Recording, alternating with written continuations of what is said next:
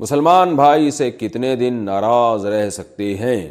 کیا یہ حدیث میں ہے کہ جب دو مسلمان آپس میں لڑیں اور 3 دن تک گفتگو نہ کریں تو اللہ تعالیٰ ان کے سارے عمل کو مردود کر دیتے ہیں؟ کہتے ہیں کہ جب تک یہ بات نہیں کریں گے تو ان کا کوئی عمل قبول نہیں ہوگا۔ یہ جو آپ نے حدیث پیش کی ہے یہ تو میرے علم میں نہیں ہے، لیکن دوسری حدیث ہے کہ جو اللہ اور اس کے رسول پر ایمان رکھتا ہے تو اس کے لیے حلال نہیں ہے کہ اپنے مسلمان بھائی سے 3 دن 3 راتوں سے زیادہ بات چیت بند رکھے، قطع کلامی کرے۔ تو بعض دفعہ انسان کی ناراضی ہو جاتی ہے اور اس کی بیس پر انسان تھوڑا سا منہ بناتا ہے تو وہ اجازت ہے، لیکن آپ صلی اللہ علیہ وسلم نے اس کی مدت 3 دن 3 راتیں بیان کی، اس سے زیادہ نہیں۔ ہاں اگر کوئی بہت سنگین نوعیت کا مسئلہ ہے اور بہت ہی ایسا مسئلہ ہے کہ آپ سمجھتے ہیں کہ بہت زیادہ آپ کے اوپر ظلم ہوا ہے تو پھر اس میں اجازت ہے کہ آپ اس ظلم کی تلافی کے لیے، اس میں اپنا بائیکاٹ کے لیے زیادہ بھی ناراض ہو سکتے ہیں۔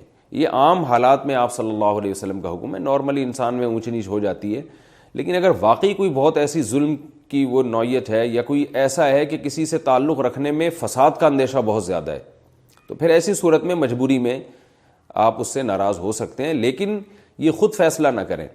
بعض دفعہ شیطان یہ بتا رہا ہوتا ہے کہ آپ مجبور ہیں، حقیقت میں آپ مجبور نہیں ہوتے، بلکہ آپ کی اپنی ایک بغض ہوتا ہے، کینہ ہوتا ہے، جو شریعت پسند نہیں کرتی کینہ اور بغض کو، آپس کے تعلقات کو شریعت نہیں چاہتی ہے کہ لوگ خراب کریں۔ تو اس لیے ایسی صورت میں کسی صحیح عالم کو اپنے حالات بتا کے یہ بتانا چاہیے کہ کیا ایسی صورت میں میرے لیے اپنے مسلمان بھائی سے مکمل بائیکاٹ اور مکمل قطع تعلق جائز ہے یا نہیں ہے، تو یہ پوچھ لینا چاہیے۔ لیکن نارملی جو ہے عام حالات میں جو چھوٹے موٹے معاملات ہوتے ہیں اس میں بہت زیادہ ناراض ہیں تو 3 دن، اس سے زیادہ پھر نہیں، اس میں پھر گنہگار ہوں گے۔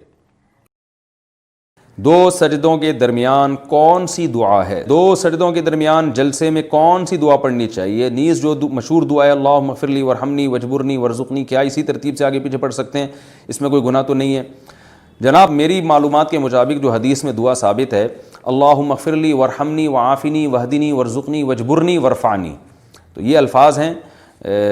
تو بہتر یہ کہ جو ترتیب حدیث میں وارد ہوئی ہے اسی ترتیب سے پڑھیں۔ اگر آپ کے علم میں کوئی دوسری روایت ہے جس میں ترتیب مختلف ہے تو اس سے بھی پڑھ سکتے ہیں۔ جتنی روایتیں اس بارے میں وارد ہوئی ہیں اور ان میں جو الفاظ ہیں سب الفاظ کے لحاظ سے آپ پڑھ سکتے ہیں۔ میرا معمول چونکہ ان الفاظ کے ساتھ ہے اس لیے میں یہ الفاظ سے پڑھتا ہوں، اور یہ کیونکہ مجھے حدیث میں یہ الفاظ ملے اللہم اغفر لی ورحمنی وعافنی وہدنی ورزقنی وجبرنی ورفعنی۔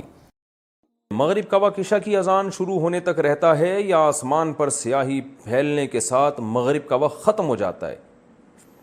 مغرب کا وقت آسمان پر جب سفید جو شفق ہے نا، سفید کنارہ غائب ہو جائے، دیکھیں جب سورج غروب ہوتا ہے تو آسمان پہ آپ کو سرخی نظر آتی ہے، سرخ سرخی نظر آتی ہے، تو وہ ہوتے ہوتے کیا ہوتا ہے کہ وہ سرخی بالآخر غائب ہو جاتی ہے، پھر ایک سفیدی ہوتی ہے جو وائٹنس ہوتی ہے، وہ وائٹنس بھی غائب ہو جاتی ہے، تو اس کو شفق ابیض اور شفق احمر کہتے ہیں، یعنی سرخ شفق اور سفید شفق۔ پہلے سرخ روشنی غائب ہوتی ہے، پھر جو وائٹنس ہے وہ غائب ہو جاتی ہے۔ تو جو سرخ روشنی جب غائب ہوتی ہے تو پھر عشاء کا وقت شروع ہو جاتا ہے اور مغرب کا وقت ختم ہو جاتا ہے۔ اذانیں اکثر لیٹ ہوتی ہیں، اس لیے اذان پر نمازوں کے وقت کا پر اعتماد نہیں کیا جا سکتا، تو سرخ روشنی سے پہلے پہلے مغرب کی نماز پڑھنا فرض ہے، اگر نہیں پڑھی تو نماز قضا ہو جائے گی۔ البتہ مغرب میں اتنی تاخیر درست نہیں ہے، سفر میں تو آپ اتنی تاخیر کر سکتے ہیں، بلا وجہ اتنی تاخیر صحیح نہیں ہے، بلکہ مغرب میں جلدی کرنا یہ نبی صلی اللہ علیہ وسلم کا ہمیشہ معمول یہ تھا کہ غروب آفتاب کے بعد آپ صلی اللہ علیہ وسلم مغرب میں جلدی کرتے تھے، تو نماز جیسے ہی سورج غروب ہو جائے تو مغرب میں جلدی کرنا لازم ہے۔ اے ٹی ایم کارڈ سے خاص جگہ سے خریداری پر ڈسکاؤنٹ کا حکم۔ میرا ایک بینک اکاؤنٹ ہے، اس کی طرف سے یہ آفر آتی ہے کہ اگر آپ فلاں ویب سائٹ سے آن لائن خریداری کریں اور پیمنٹ اسی بینک کے ڈیبٹ کارڈ یا اے ٹی ایم کارڈ سے کریں تو آپ کو 10 یا 20% ڈسکاؤنٹ ملے گا۔ کیا یہ ڈسکاؤنٹ لینا میرے لیے جائز ہے یا نہیں؟ جائز ہے آپ کے لیے ڈسکاؤنٹ لینا۔ آپ اگر کسی خاص بینک نے آپ کو آفر دی ہے کہ آپ ہمارے ذریعے سے شاپنگ کریں گے تو ہم آپ کو ڈسکاؤنٹ دیں گے، اس میں سود کا کوئی عنصر نہیں ہے، یہ جائز ہے، کوئی حرج نہیں ہے اس میں۔ لیٹ نائٹ جاب کی وجہ سے کیا ہم فجر چھوڑ سکتے ہیں؟ میں یونیورسٹی کا اسٹوڈنٹ ہوں، صبح پڑھائی کرتا ہوں اور دوپہر 3:30 سے رات 1 بجے تک جاب کرتا ہوں، کبھی اس سے بھی لیٹ ہو جاتا ہوں، تو میرے لیے بہت مشکل ہوتا ہے کہ میں فجر کی نماز پڑھوں، تو مجھے مشورہ دے دیں کہ میں کیا کروں، جبکہ جاب کرنا بھی ضروری ہے۔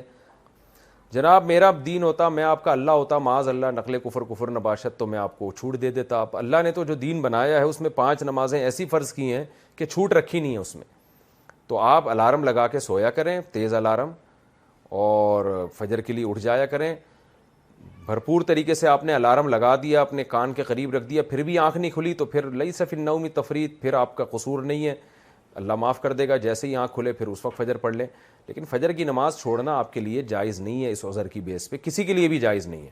تو 5 نمازیں یہ اسلام کا رکن ہے، ان میں چھوڑنے کا آپشن کسی مسلمان کے پاس نہیں ہے۔ لہذا جیسے آپ کے لیے کمانا ضروری ہے، بالکل اس سے بھی زیادہ آپ کے لیے نماز پڑھنا بھی ضروری ہے۔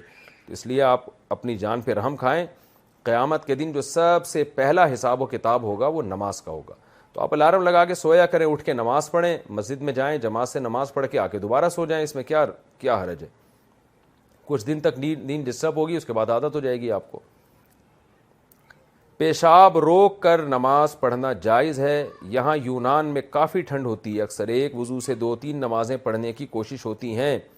مثلاً اگر عصر کے لیے وضو کیا تو اسی وضو سے مغرب کی نماز پڑھتے ہیں، اس دوران اگر پیشاب آتا ہو تو اسے روک کر رکھتے ہیں اور سوچتے ہیں کہ نماز کے بعد جا کر کریں گے۔ اگر پیشاب روک کر نماز پڑھنا جائز ہے یا نہیں؟ بہت تیز اگر پیشاب آ رہا ہے نا تو پھر روک نہیں سکتے اس کو، کیونکہ نبی صلی اللہ علیہ وسلم سے صراحتاً اس بارے میں حدیث ہے کہ مدافعات اخبثین کے وقت آپ صلی اللہ علیہ وسلم نے نماز پڑھنے سے منع کیا، کیونکہ اس سے نماز میں دل نہیں لگے گا۔